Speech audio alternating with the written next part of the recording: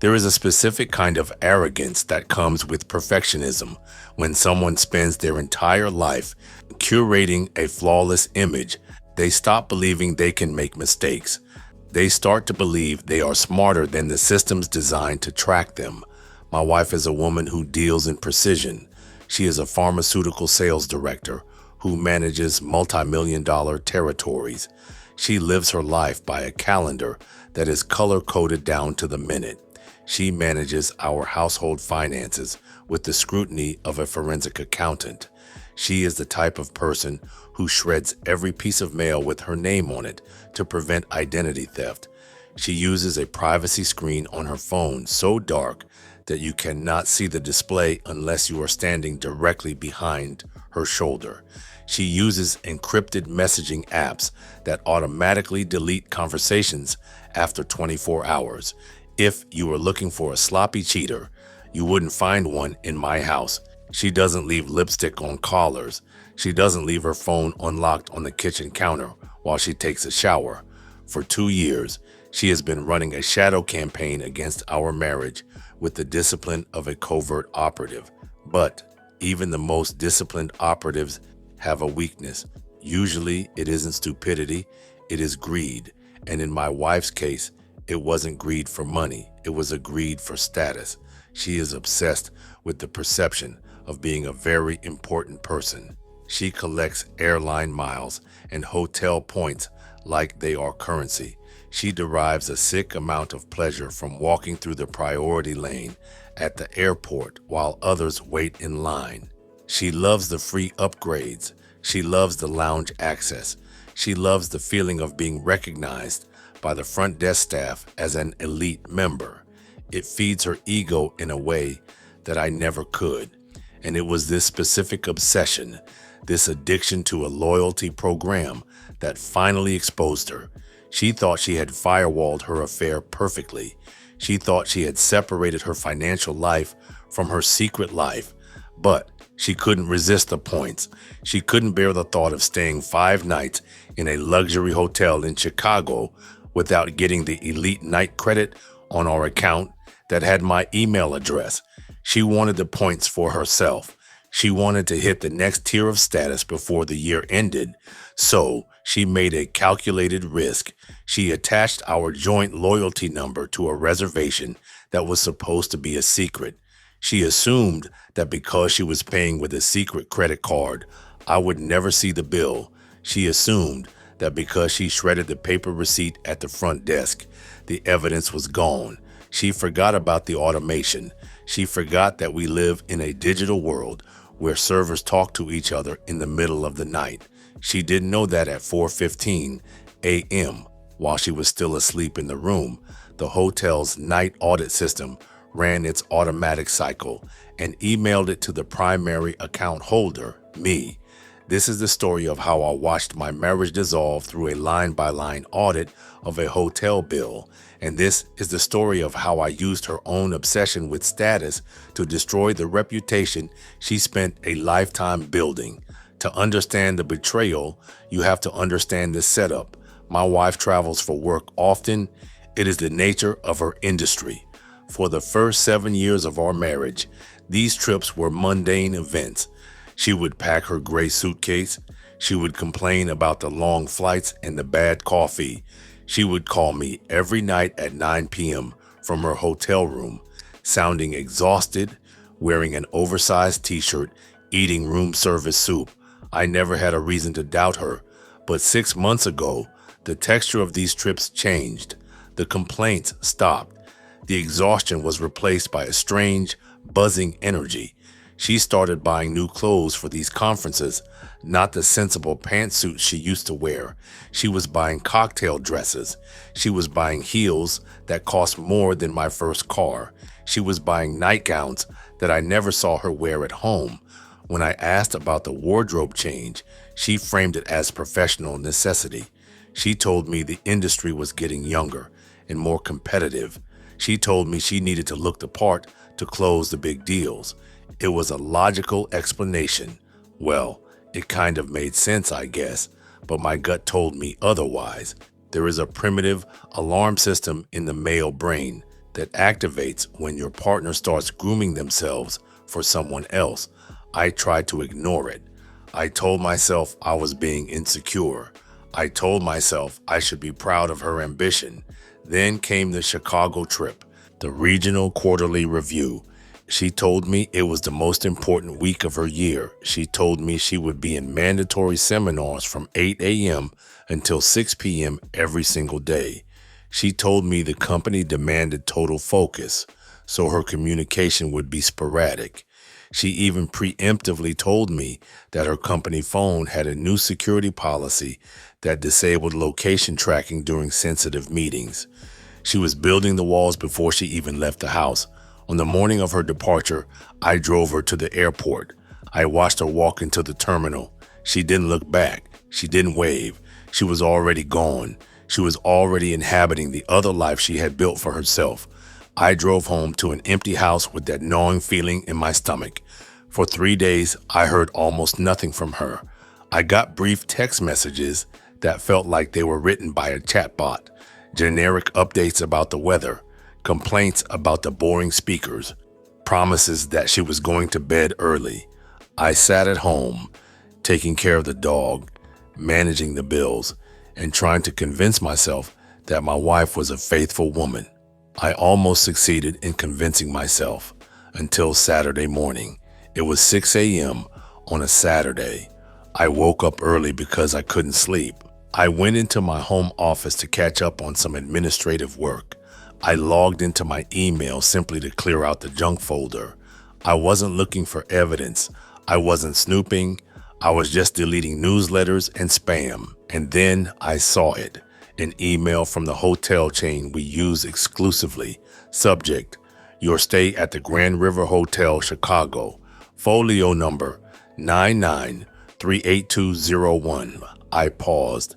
Usually, when she travels for work, the company pays for the room directly.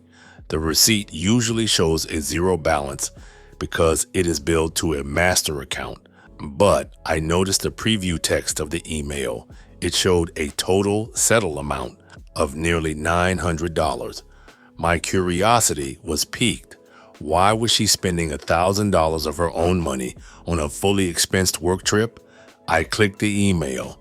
I downloaded the PDF attachment. Now, before I tell you what I found, I need to explain the mechanics of how this works. I know there are people who will claim that hotels don't send receipts to the husband. Here is the reality of the loyalty program we use. The account is in my name. I am the primary holder. She has a card and she has the app, but the profile email is mine. When a guest checks out, modern hotel systems automatically generate an e-folio. This is not the paper receipt they hand you at the desk. This is a digital summary of the entire transaction history of the room. It gets sent to the email on the profile, regardless of who paid. My wife likely went to the front desk and asked for split billing. This is a common tactic for business travelers. They put the room and tax on Folio A for the company card. They put their personal expenses on Folio B for their personal card. She likely printed out Folio A to submit for her expense report. She likely reviewed Folio B, paid it with a secret credit card, and then shredded the paper copy. She thought she had destroyed the evidence. She didn't realize that the Marriott server ignores the split when it generates the summary. The document I was looking at combined everything into one chronological list. It was not a receipt. It was a diary of infidelity. It was a minute-by-minute log of her betrayal. I started with Thursday night. She had texted me at 9:30 p.m. saying she was exhausted and going to sleep. The bill told a different story. Thursday, 11:45 p.m. in-room dining. Item: oysters on the half shell, dozen. Item: Veuve Clicquot Brut, bottle. Item: chocolate truffle cake. Total: $215. I stared at the screen. My wife does not eat oysters. She hates the texture, and she certainly doesn't drink a whole bottle of champagne by herself at midnight. This was a romantic late-night snack for two people. I felt the blood drain from my face. I scrolled down to Friday morning. She had told me she was in a mandatory compliance seminar from 8 a.m. to noon. The bill disagreed. Friday, 10:30 a.m., spa services. Description: couples connection. Ritual. Duration: 80 minutes. Quantity: 2 guests. Total: $380. I read it 3 times. Couples connection. This wasn't a facial. This wasn't a therapeutic massage for a sore back. This was an intimate experience designed for lovers. 2 tables, side by side. While I was at home, walking our dog and wondering how her seminar was going, she was lying naked on a table next to another man, getting massaged with the essential oils. The rage didn't hit me all at once. It was a cold, creeping numbness. I kept reading. Friday, 1:15 p.m., lobby bar, 2X Wagyu beef burgers, 4X Goose Island IPA drafts, the smoking gun. My wife drinks vodka soda or Pinot Grigio. She has never ordered an IPA in the years I have known her. The beer was for him. And then the final nail in the coffin. Friday, 4:45 p.m., gift shop. Item: men's performance polo, size L. Total: $65. I wear a medium. She wasn't buying a souvenir for me. She was buying a gift for the man she was sleeping with. I looked at the payment information at the bottom of the page, which was a Visa card. I checked my wallet. I checked our joint online banking. We do not own a Visa ending with those numbers. She had opened a completely secret line of credit just to fund this affair. She had built an entire financial infrastructure to hide this from me, and yet her vanity destroyed it all. If she had just booked the room as a guest and skipped the points, I would still be in the dark.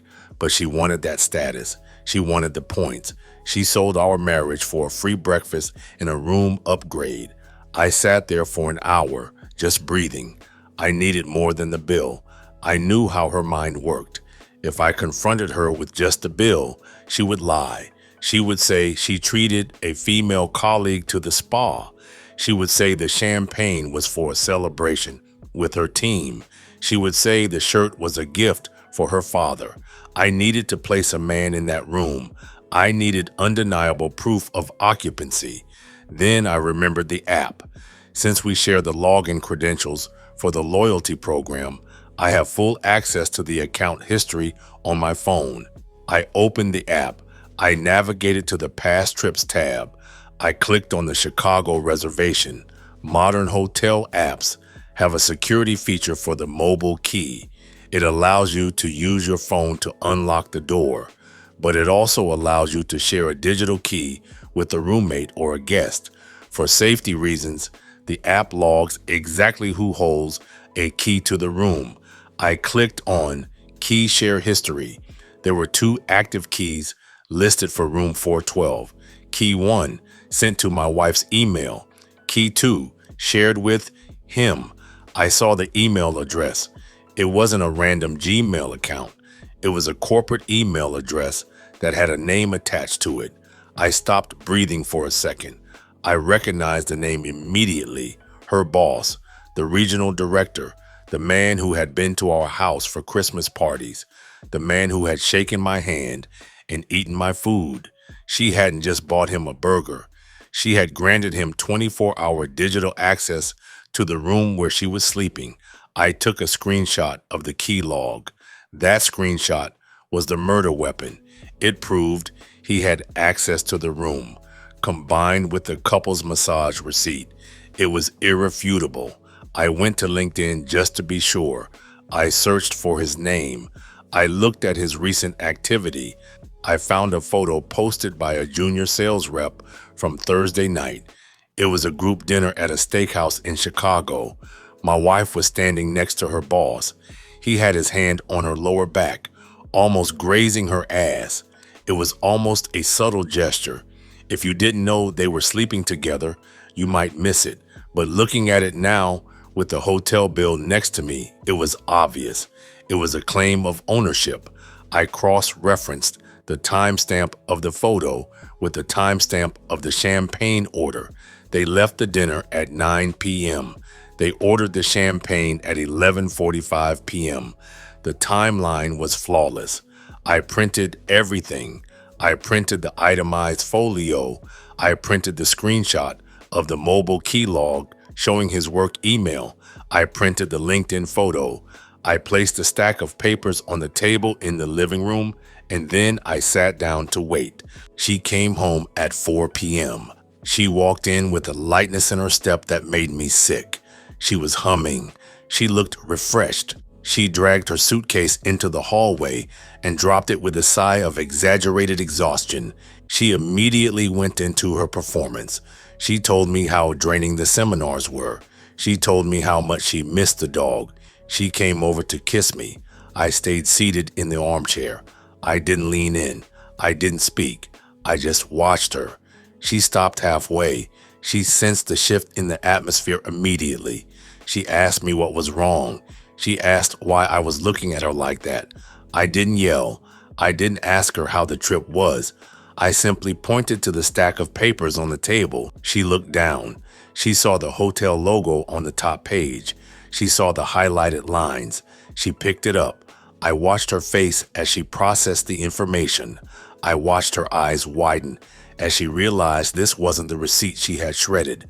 I watched her scan the line items, the massage, the oysters, the shirt. She started to speak. She started to form the first lie. She began to say that there was a mix-up with the billing, but I didn't let her finish. I picked up the second page, the screenshot of the mobile key. I placed it directly on top of the bill. I pointed to the email address listed next to key number 2. I explained that I knew she had given him a key. I explained that I knew she had opened a secret credit card. I explained that the electronic trail proved, without a shadow of a doubt, that her boss was in her room, on her massage table, and drinking beer on her tab. The transformation was instant. The confident, elite businesswoman vanished. In her place was a terrified child who had been caught red-handed. She crumbled. She didn't try to argue. She didn't try to deny it. She realized that the evidence was forensic. She dropped into the chair opposite me and buried her face in her hands. She started the waterworks. She told me it was a mistake. She told me it just happened. She told me they had too much to drink and things got out of hand. I let her cry. I let her beg. I listened to her offers to quit her job, to go to therapy, to do anything to save the marriage, but I felt nothing. I was totally indifferent by now. The woman crying in front of me was a stranger. She was a masterful liar who had finally tripped over her own ego. I stood up. I told her she had 30 minutes to pack a bag. I told her she was going to stay somewhere else besides here, and I told her I didn't give a fuck where. I told her that if she wasn't out the door in 30 minutes, I would forward the entire PDF to his wife.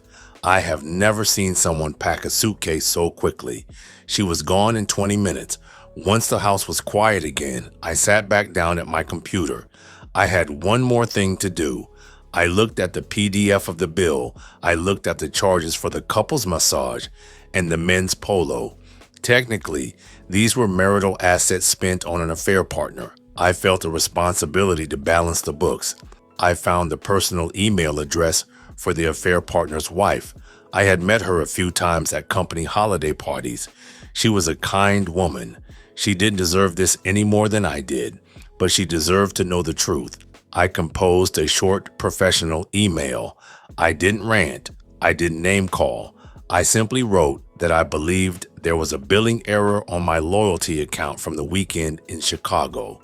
I wrote that my wife seemed to have accidentally paid for her husband's spa treatments and clothing. I attached the itemized bill. I attached the key screenshot showing his work email. I hit send. That was yesterday. This morning my phone has been silent. My wife hasn't called, but I checked LinkedIn an hour ago. The affair partner's profile has been deactivated, and my wife's status on her encrypted messaging app has changed to offline. I am filing for divorce on Monday. My lawyer says the financial infidelity, the secret credit card, and the dissipation of assets on the affair makes this an easy case. I told my lawyer I want to keep the house and I was keeping my dog. And ironically, I am keeping the hotel points. We earned nearly 50,000 points from that trip to Chicago. I think I'll use them to book a solo vacation, maybe somewhere tropical, somewhere far away from pharmaceutical conferences and loyalty programs.